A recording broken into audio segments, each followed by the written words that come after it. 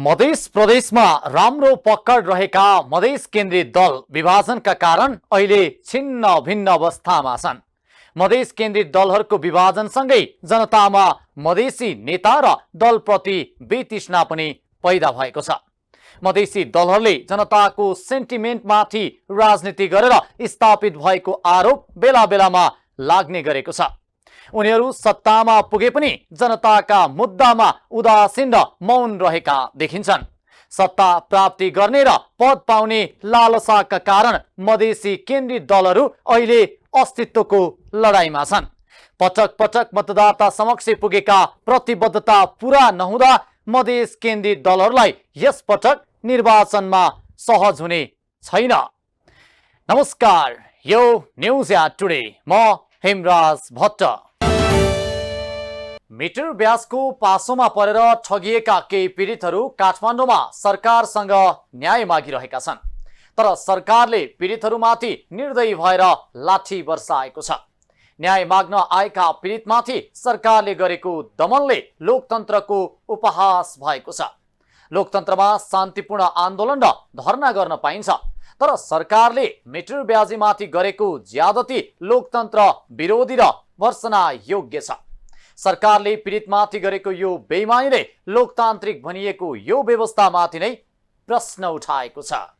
Police oil हमके धाई के है हमार बिखो रहे में माला मंगलसूत्र छीन लिया, काने में के बाली रहे टपही क्या ये पहले अनेठ ना वो छीन लिया। छीन ले के बाद में का करती है महिला आयल तो हमारा साड़ी खोल देती है, आ खोल के धाई ढकेल दिया, ऐसे ढकेल दिया खोल के ये पहिरे लगी तो हमन के फोफर मिल जाई तो हमन के कुन के मारा लाई। छोड़ने लगा पुलिस बहुत मारला महिलन के पुलिस दाई भाई लोन के सबके मारला। यी हुन् मिटर ब्याजबाट ठगिएपछि सरकारसँग न्याय माग्न नवलपरासीबाट काठमाडौँ आएकी शोभा देवी यादव। तर उनले यहाँ आएर न्यायको बदलामा प्रहरीको लाठी र झापड पाएकी छिन्। प्रहरीको कुटाईबाट सख्त घाइते भएकी उनले सरकारबाट न्यायको आशा राख्दा उल्टै प्रहरीबाट कुटिनु कहाँसम्मको अन्याय हो भन्दै रुदै गुनासो पुगिन्। विगत 1.5 महिनादेखि काठमाडौँको माइतीघर मण्डलामा आन्दोलित मिटर ब्याज पीडित र प्रहरीका बीचमा सोमबार झडप भएपछि उनी जस्तै कयौं पीडितहरू घाइते भएका छन्। कीर्तिपुरबाट र्याली सहित माइतीघर मण्डलामा पुगेर शान्तिपूर्ण प्रदर्शन गर्ने तयारी गरिरहेका पीडितलाई प्रहरीले कीर्तिपुर स्थित टियुको बीच बाटोमै रोकेर कुटपिट गरेको हो। आन्दोलनका लागि काठमाडौँ आएका पीडितहरू सुरुवातका दिनमा गौशालामा बस्दै आएका थिए भने अहिले कीर्तिपुरको एक टहरमा बस्दै आएका छन्। आफूले रात बिताउने सेल्टरबाट प्रत्येक दिन उनीहरू आफ्नो पीडा सरकारलाई सुनाउनका लागि माइतीघर मण्डलामा आउने गर्दछन्। हरेक दिन जस्तै सोमबार पनि प्रदर्शनका लागि सार्वजनिक गाडीमा आउन लागेका बेला प्रहरीले उनीहरूलाई रोकेपछि प्रहरी र आन्दोलनकारीका बीचमा विवाद सुरु भएको थियो। प्रहरीले गाडीमा आउन नदिएपछि मिटर ब्याज पीडितहरू हिँडेरै माइतीघर मण्डलामा आउन खोजेका थिए। हिँडेरै आउन लाग्दा उनीहरूलाई प्रहरीले रोकेपछि त्यसमा पीडितले प्रतिकार गर्दा दोहोरो झडपको स्थिति सिर्जना भयो। प्रहरीले पीडितहरू रोक्दै अगाडि बढ्न नदिन लाठीचार्ज गरेपछि 4 जना पीडित सक्त रूपमा र अन्य कयौं पीडितहरू सामान्य घाइते भए। आफूहरू आफ्नो माग सम्बोधनका लागि दैनिक जसो न्याय खोज्नका लागि माइतीघरमा जाने क्रममा प्रहरीले अवरोध सिर्जना गर्दै आफूहरूलाई पशु समान व्यवहार गरेको पीडितहरूको गुनासो छ। प्रहरीले आफूहरूको साथमा रहेको ब्यानर, पम्पलेट र झण्डाहरू खोज्दै 81 लाठीचार्ज गरेर दुःखमाथि झन दुःख थपेको उनीहरूको भनाइ छ। प्रहरीले भोकभोकै न्याय खोज्न हिँडेका महिलामाथि पनि दुर्व्यवहार गरेर निकै अन्याय गरेको पीडित महिलाले दुःख पोखिन्। दलालहरूले पुलिसहरूलाई घुस खुवाएर हामीलाई पिटाएको हो कि सरकारले चाहिँ हामीलाई चाहिँ उस गरेछ के अरे घुस सरकारले उसले सरकार के आन्दोलनले अनुमतिले हामीलाई पिटायो। किन पिटायो त्यस्तो? हामीलाई त एकदमै दुःख दिएछ। यो सरकारले हामीलाई न्याय पनि पाएको छैन।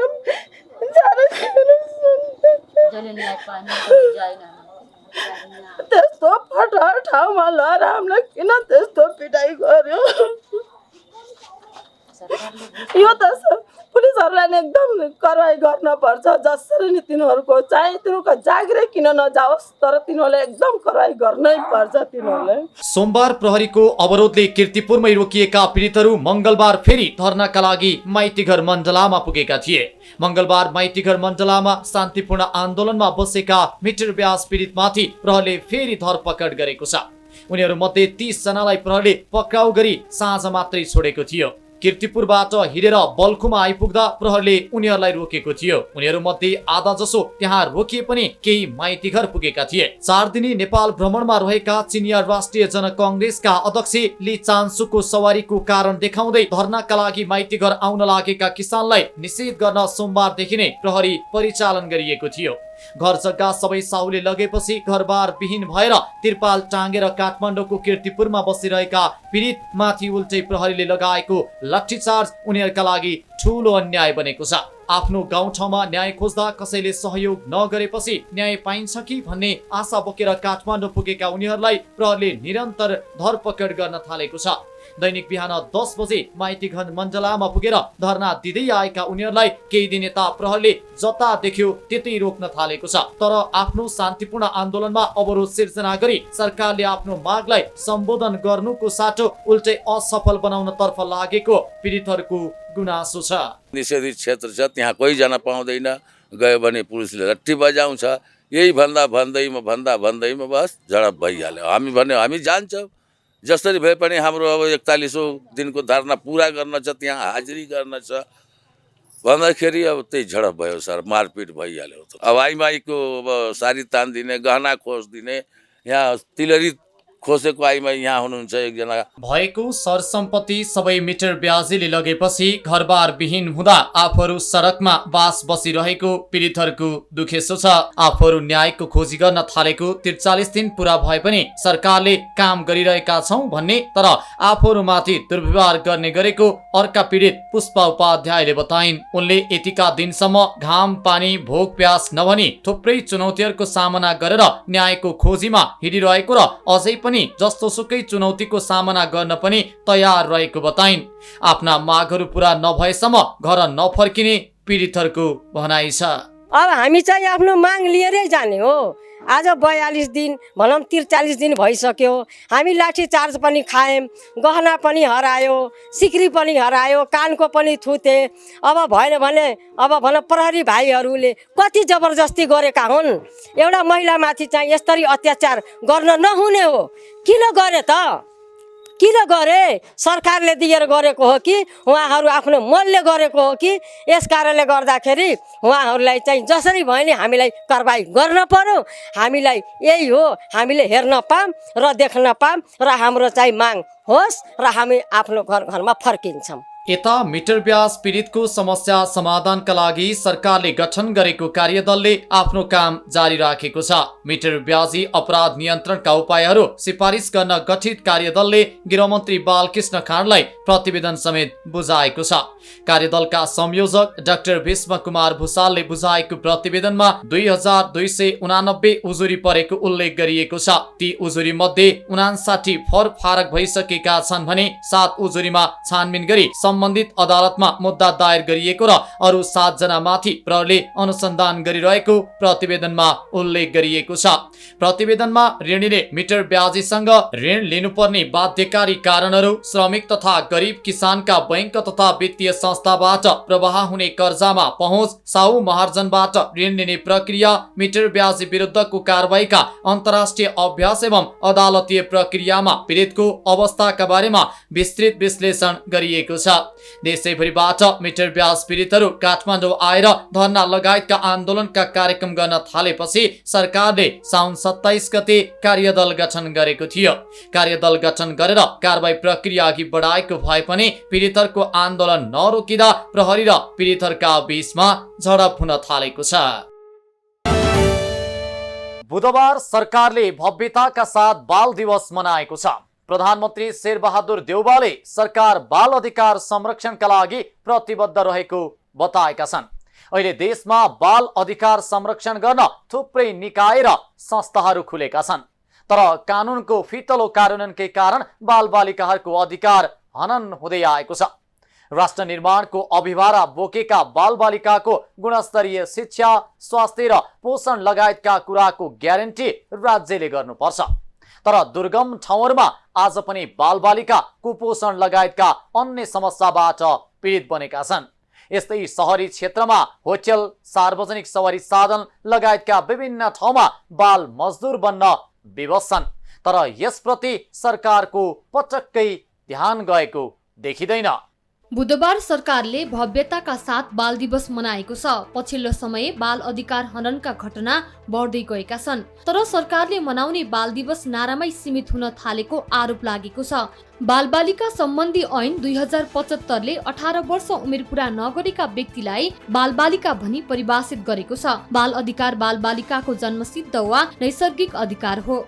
सामाजिक सुरक्षा, शिक्षा, दीक्षा, माया, स्नेह, शान्ति, समझदारी, बालमैत्री वातावरण, पोषिलो खानपान आदि बालबालिकाको नैसर्गिक अधिकार हुन्। बाल अधिकार अन्तर्गत बाल बचाउ, बाल विकास, बाल संरक्षण, बाल सहभागिता जस्ता विषय पनि पर्छन्। बाल अधिकारका कुरा दस्तावेज र नारामा सीमित देखिएका छन्। नेपाल सरकारले बालबालिकाको थुप्रै हकको प्रत्याभूति गरे पनि कार्यान्वयनको पाटो फितलो भइदिँदा कयौं बालबालिका अधिकारबाट वञ्चित भएका छन्। अझै पनि सवारी साधनमा, होटल तथा रेस्टुरेन्टमा, केही उद्योग धन्दाहरूमा बालबालिकाले सस्तो मूल्यमा श्रम बेच्ने तथा दुर्व्यवहार भोग्न बाध्य भएका छन्। कतिपय बालबालिकाले सडकमै दिनरात बिताएका छन्। नेपालमा बाल दिवस मनाउन थालेको बुधबार 57 वर्ष पूरा भएको छ। विक्रम सम्वत 2021 भदौ 4 गतेदेखि मनाउन सुरु गरिएको राष्ट्रिय बाल दिवस 2063 मा आएर भदौ 29 गते मनाउन सुरु गरियो। रत्न राज्य लक्ष्मी देवी शाहले भारत भ्रमण गर्ने क्रममा भारतमा महात्मा गान्धीको जन्मदिनमा बाल दिवस मनाउने देखेपछि उनले नेपाल आएर आफ्नो जन्मदिन पारी 2021 भदौ 4 गते बाल दिवस मनाउने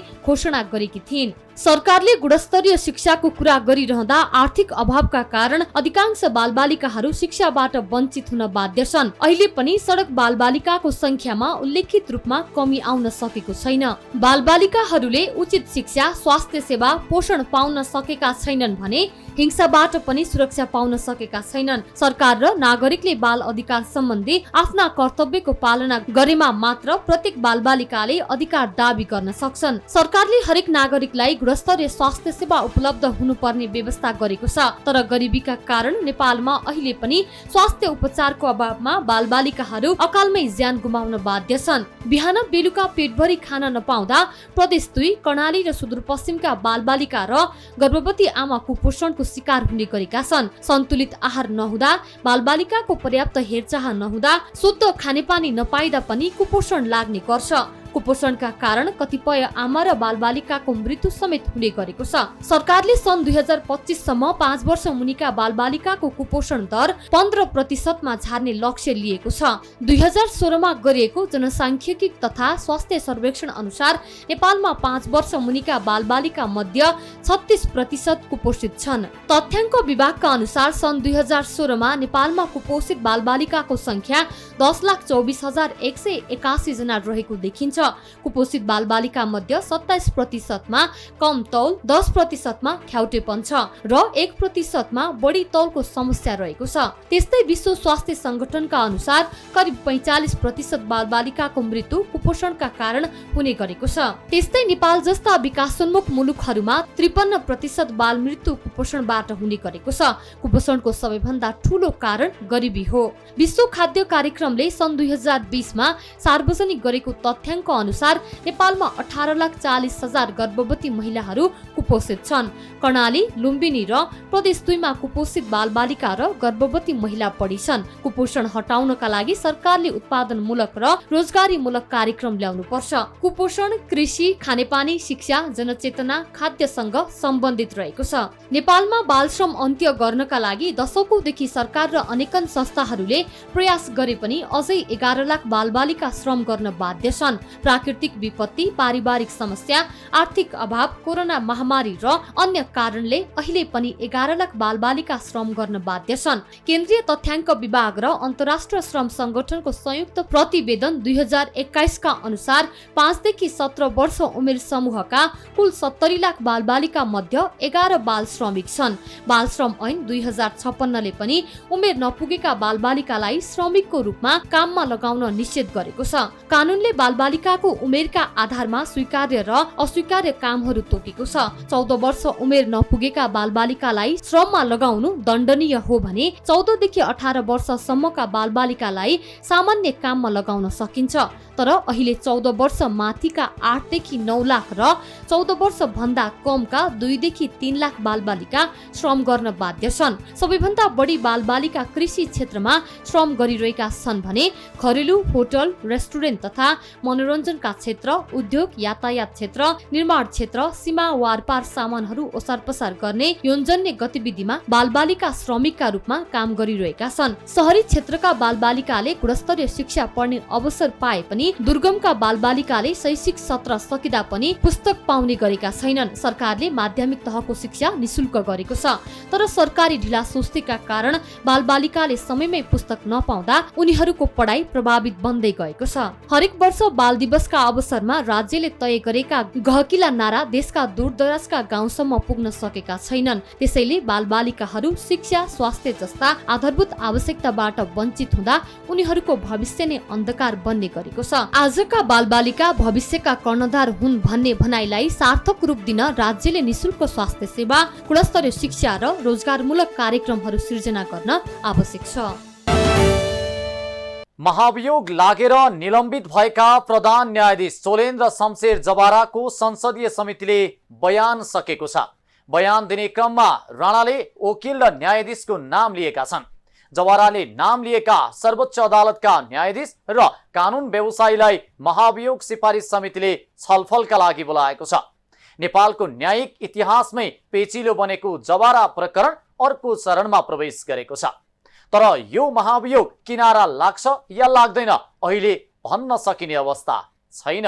महाभियोग प्रस्ताव दर्ता भएर निलम्बित बनेका प्रधान न्यायाधीश चोलेन्द्र शमशेर जबरामाथि प्रतिनिधि सभाको महाभियोग सिफारिस समितिले बयान लिने काम सकियो। प्रतिनिधि सभाको महाभियोग सिफारिस समितिले 5 दिन बयान लिएपछि जबराको बयान लिने काम सकिएको हो। गत फागुन 1 गते प्रतिनिधि सभामा जबरा विरुद्ध महाभियोग प्रस्ताव दर्ता भएको थियो। जबरामाथि भ्रष्टाचार गरेको, न्यायिक नेतृत्वमा असफल भएको, संवैधानिक नियुक्ति र मन्त्रीमण्डलमा भागबण्डा खोजेको आरोपमा महाभियोग दर्ता गरिएको थियो। प्रस्ताव दर्ता भएसँगै प्रधान न्यायाधीशबाट निलम्बनमा परे। जबराको निलम्बनको विषयमा छानबिन गर्न प्रतिनिधि सभा अन्तर्गतको महाभियोग सिफारिस समिति बनेको थियो। समितिले जबरासँग भदौ 15 गतेबाट बयान लिन सुरु गरेको थियो। जबरासँग बयान लिन समितिले 43 वटा प्रश्न तयार गरेको थियो भने थप प्रश्नहरू सहित सोधेर उनको बयान सकाएको हो। बयान सकिएपछि जबराले 5 दिन दिएको बयानका क्रममा आफूमाथि लगाइएको महाभियोग प्रस्तावको औचित्य सकिएको बताएका छन्। यो 2078 साल कार्तिक 8 गतेबाट यो सबै क्रियाहरू सुरु भएको छ। मैले एकदम प्रष्ट रूपमा राखिरहेको सक्छु। त्यसको जड भनेको दुईटा प्रतिनिधि सभा विघटनको हो र त्यसको भन्दा पनि अझ पछाडिको जुन प्रतिनिधि सभाको 2008 विघटनको 2078 हामीले आषाढ 28 गते जुन फैसला गऱ्यौँ त्यस पछाडिको परिणाम हो यो। त्यसले गर्दाखेरि यो जति पनि आरोपहरू छ यो आरोपहरू चाहिँ अब यो कृत्रिम निर्मित हो। यो आरोपबाट प्रधान न्यायाधीशको विरुद्धमा मागो लाग्न सक्ने छैन। 2078 कार्तिकमा प्रधान न्यायाधीश चोलेन्द्र शमशेर जबराको राजीनामा माग गर्दै नेपाल बार एसोसिएसनले दैनिक रूपमा नै आन्दोलन गरेको थियो। जबराले राजीनामा नदिँदा न्यायपालिकालाई थप क्षति पुगेको र पदीय जिम्मेवारी वहन गर्न असक्षम भएको बारको आरोप थियो। जबराले राजीनामा नदिँदा राज्यका अन्य निकाय समेत प्रभावित बनेको भन्दै बारले आन्दोलन जारी राखेको थियो। साथै सर्वोच्चका न्यायाधीशहरूले समेत उनी विरुद्धको आन्दोलनमा साथ दिई राजीनामाको दबाब दिँदै प्रधान न्यायाधीश जबरासँग इजलासमा नबस्ने सहमति समेत गरेका थिए। तर जब प्रतिनिधि सभाको महाभियोग सिफारिस समितिले जबराको बयान लियो, बयानका क्रममा निलम्बित जबराले पूर्व प्रधान न्यायाधीशहरूदेखि सर्वोच्च अदालतकै सहकर्मी न्यायाधीश, विभिन्न दलका शीर्ष नेता र बारका पदाधिकारीहरूलाई समेत विभिन्न विषयमा आरोप लगाए। जबराले उनी निलम्बित भएपछि कायम मुकायम प्रधान न्यायाधीश दीपक कुमार कार्कीदेखि प्रधान न्यायाधीशकै रोलमा रहेका हरेकृष्ण कार्की, प्रकाशमान सिंह राउत लगायत न्यायाधीशहरूलाई समेत विभिन्न आरोप लगाएका छन्। त्यसबाहेक बयानको क्रममा पूर्व प्रधानमन्त्री माधव कुमार नेपाल, गठबन्धनका शीर्ष नेताहरू र पूर्व प्रधानमन्त्री बाबुराम भट्टराईको नाम उनले लिएका छन्। राजीनामाका लागि आन्दोलन नै गरेको नेपाल बार एसोसिएसनका पदाधिकारीका नाम समेत उनले लिएका छन्।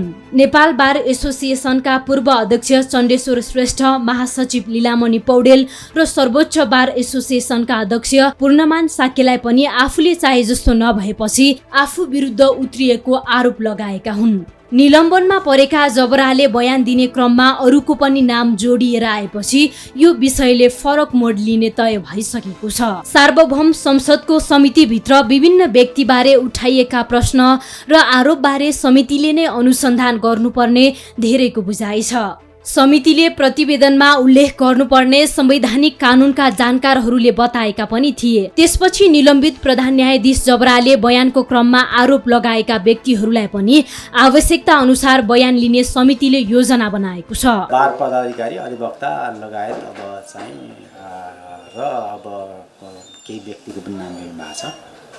ती व्यक्तिहरूलाई चाहिँ बोलाउने भन्ने खालको गर्नुभएको छ।